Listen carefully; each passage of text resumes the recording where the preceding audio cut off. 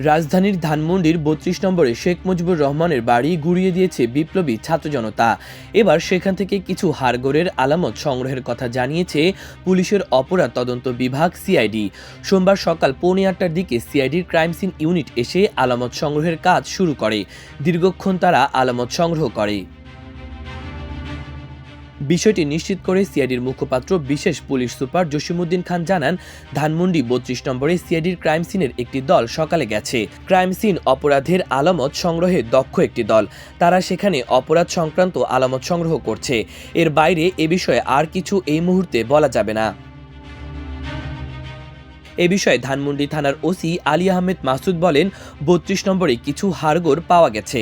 সেগুলো মানুষের নাকি অন্য কোনো প্রাণীর, সেটি নিশ্চিত হতে সিআইডির ক্রাইম সিন ইউনিট এসে আলামত সংগ্রহ করছে। এর আগে গত বুধবার রাতে আওয়ামী লীগের ফেসবুক পেজে ক্ষমতাচ্যুত সাবেক প্রধানমন্ত্রী শেখ হাসিনার বক্তব্য প্রচার করা হয়। পলাতক অবস্থায় তার এই বক্তব্য প্রচারকে ঘিরে ক্ষোভ ছড়িয়ে পড়ে শিক্ষার্থী ও বৈষম্য বিরোধী আন্দোলনে অংশ নেওয়াদের মাঝে। দিনেই ঘোষণা দেওয়া হয় শেখ হাসিনার বক্তব্য প্রচারের সময় ধানমন্ডির ৩২-এর বাড়ি বুলডোজার দিয়ে গুঁড়িয়ে দেওয়া হবে। রাত ৮টার দিকে দলে দলে শিক্ষার্থী ও বিক্ষুব্ধ মানুষ ধানমন্ডি ৩২-এর দিকে যেতে থাকেন। ফটক ভেঙে শিক্ষার্থী ও জনতা ভবনের ভেতরে প্রবেশ করেন। তাদের কেউ কেউ হাতে থাকা লাঠি ও ভারী বস্তু দিয়ে স্থাপনার বিভিন্ন অংশে ভাঙচুর করেন। বাড়িটি ভাঙা শুরুর পরদিন পাশের ওই নির্মাণাধীন ভবনের বেজমেন্টের ছবি আর ভিডিও সামাজিক যোগাযোগ মাধ্যমে ছড়িয়ে পড়ে। সেখানে আয়নাঘর আছে এমন কথাও ওঠে। এরপর সেখানে আসলে কি আছে সেটা দেখার জন্য জমে থাকা পানি সরানোর দাবি তোলা হয়। যদিও রোববার বেজমেন্টের পানি সরিয়ে সেখানে কিছুই পায়নি ফায়ার সার্ভিস।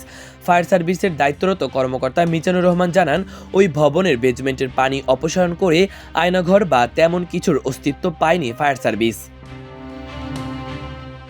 এরপর সোমবার সেখানে আলামত সংগ্রহে সিআইডির ক্রাইম সিন ইউনিট আসে।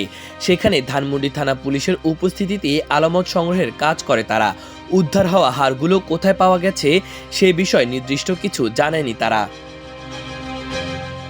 মাহবুবুর রহমান ইমন, আমার দেশ।